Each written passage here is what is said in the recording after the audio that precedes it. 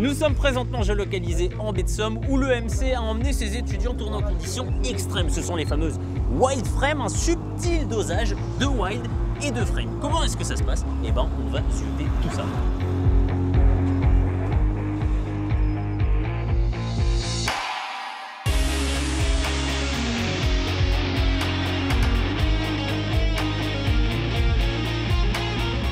Ils sont tout à fait précisément 8 étudiants, il y a des monteurs, il y a des cadreurs, il y a des chargés de prod et il y a Louis, notre ingénieur du son. On va tout de suite aller prendre ses impressions, savoir comment est-ce que ça s'est passé. Ça va Louis? Ça va? Comment est-ce que ça se passe? Ouais, ça se passe très bien. On est en train d'inventer un concept puisqu'en fait là tu es en train auto de te prendre le son pendant qu'on tourne.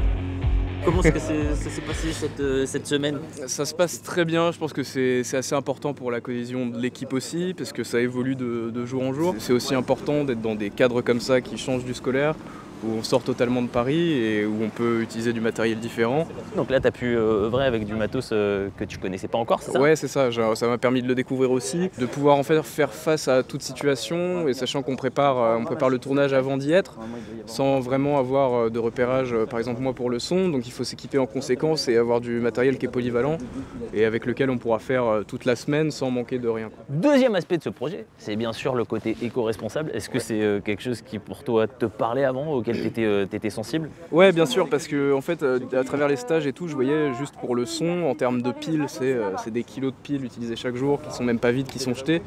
Et après à l'école, on est déjà habitué à ça avec les piles rechargeables et c'est ce que j'utilise là. Pour déplacer tous les moyens techniques, il faut forcément des gros véhicules, voilà, ça consomme.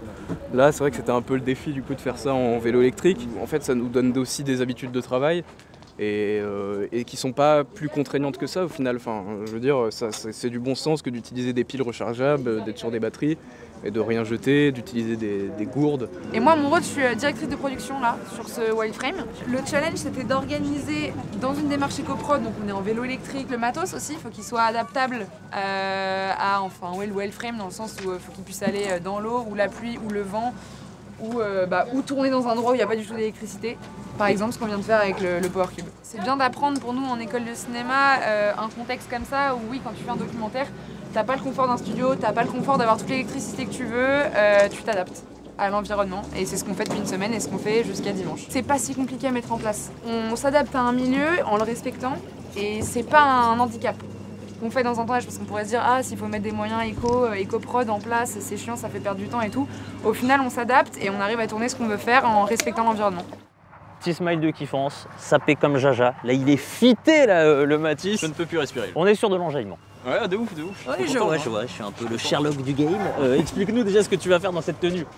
Je vais dans l'eau, tout simplement, et l'eau, elle est quand même super froide. C'est le plus wild du... C'est le plus wild du wild, c'est maintenant. Et vous allez aller filmer...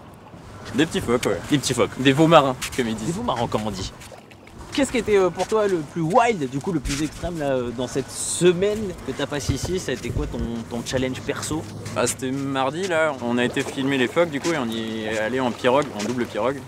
Et du coup on avait dû faire du vélo, donc 40 minutes de vélo pour aller rejoindre les pirogues, puis 10 km en pirogue, puis aller dans l'eau pour aller filmer les phoques, puis reprendre la pirogue de 10 km et reprendre le vélo 40 minutes et aller dormir. Et coup, mais bonne nuit du coup. Ah, très bonne nuit, j'ai très bien dormi. T'es resté combien de temps dans l'eau? 40 minutes, 30 minutes. Ok. Là, vous retournez dans l'eau, bien voir les phoques, on est dans un environnement naturel. Et l'idée de ce tournage, c'est d'être bien le maximum éco-prod. Est-ce que toi, tu étais déjà sensibilisé avant, ce côté zéro impact environnemental, avec une conscience écologique? Justement, j'ai choisi ce Wildframe parce que je pense qu'aujourd'hui, on n'a plus le choix. Enfin, là, on arrive à un stade de non-retour. Il faut que tous les métiers s'adaptent, c'est pas que l'audiovisuel. Et moi j'ai choisi l'audiovisuel, du coup... Autant compatibiliser tes convictions avec effectivement ton taf et la manière de le faire. Ouais, c'est ça, carrément.